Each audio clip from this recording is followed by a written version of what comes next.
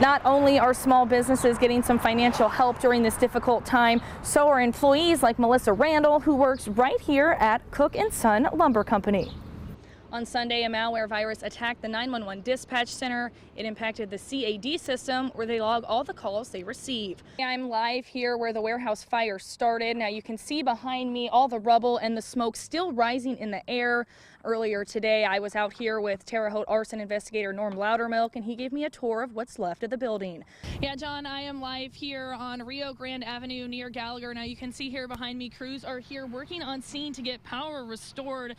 I spoke with Rick Berger at Duke Energy this morning. He says it all started around 5:30. Senate Bill 268 would install cameras in work zones on interstates just like I-70 here behind me. That's to catch any driver that may be speeding. This is just one of the 8 puppies that are now here at the Humane Society. That's after their mom went to go get them help to get rescued. In just a matter of weeks, this building right here will be the new home of the city's police department. Now, it's been a long road to get here with renovations basically starting from scratch. Bill Ray has lived in his home on North 15th and a half Street for the last year. In that time, he's seen black smoke in the air from the old warehouse being on fire twice now. I see all these black plumes of smoke, and I start seeing black stuff laying around every place, and then I started seeing it falling out of the sky. I'm like, what is that, you know? It was debris that traveled through the air and landed on roofs, cars, and in the yards of several homes in the surrounding area. Ray says his biggest concern was making sure his family and home were safe. I'm, 2 blocks away from North Plaza. That's a pretty good distance for that stuff to be falling out of the sky. And didn't know if it was hot, any of it still on flame. People could have lost their homes and stuff from this if that ash was hot enough to start a roof on fire. Not only did the fire cause concern for local residents, but firefighters as well. This is the second time this year this building has been set on fire. This type of fire, this type of an ongoing operation for hours and hours and hours costs the city money. So it's very frustrating that someone would do this. There's just simply no reason for it. The 2 teens are facing charges for the crime. Investigators hope they learn a lesson from the incident. The kids this young, we want to make sure we're trying to get them some help so that they can get better, so that we don't keep running into them over and over again, and we don't have a firefighter hurt or someone from the public hurt. Susie, it was an emotional morning at the Clark County Courthouse. Dozens gathered for the sentencing of Connor Scott.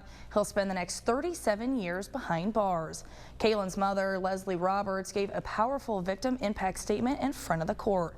I spoke with Roberts after the hearing. She says this is a weight lifted off her family's shoulders.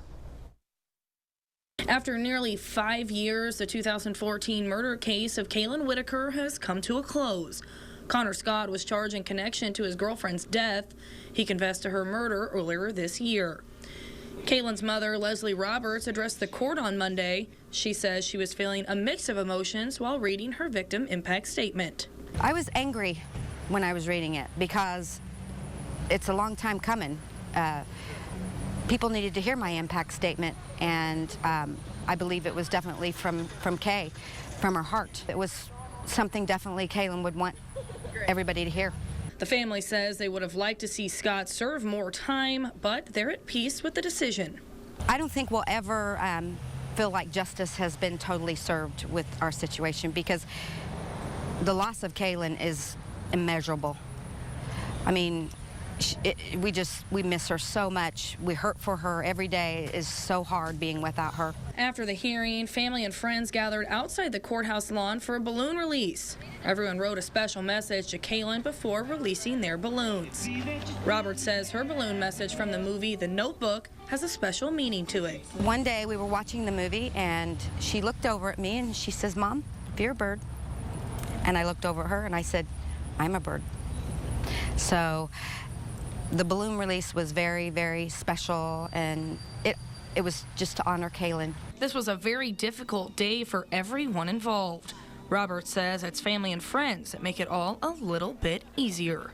Kaylin would be so grateful that we've got the family, her friends, and all the love that everybody has surrounded us with. Scott is not eligible for early release, meaning he will serve the full 37 years. After that, he'll spend 3 years on parole. He will receive credit for time served. I got the chance to sit in on a 4th grade class during a sign language lesson today. I also spoke with the teacher, Tracy Hunt. She shares why this program is so special to her. Meet Tracy Hunt. We're at it. She first taught junior high and high school students through a sign language club. That eventually grew into teaching sign language classes to the elementary school students.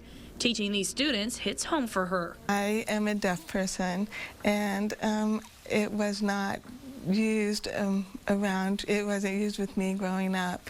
And so I am a huge advocate for it.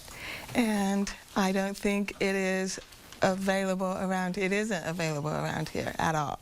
Miss Tracy teaches students the alphabet, numbers, and basic vocabulary words. She even gave me a quick lesson. Hi, I'm Jada. She wants to help people carry on a conversation with someone that's deaf or hard of hearing. Yeah! Miss Tracy says it's important to learn this language at a young age. They're sponges, and they take it all in, and they're really excited about it. I love these kids. They're my kids too. While learning a new language can be hard, students say they're grateful to have Miss Tracy there to help. We learned how to sign the alphabet. We learned how to sign numbers.